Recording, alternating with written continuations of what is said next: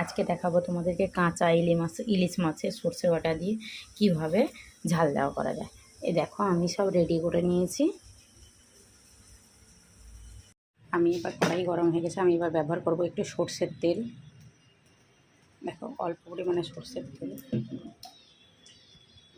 তাতে একটু দেবো কালো জিরে,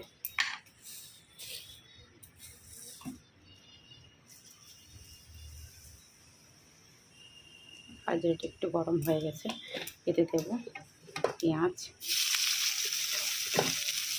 তাতে কাঁচা লঙ্কা, টমেটো,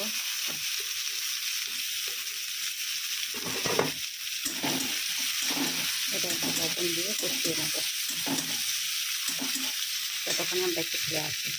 এই দেখুন এটা আমার একটু মরে গেছে পেঁয়াজটা। এবার একটু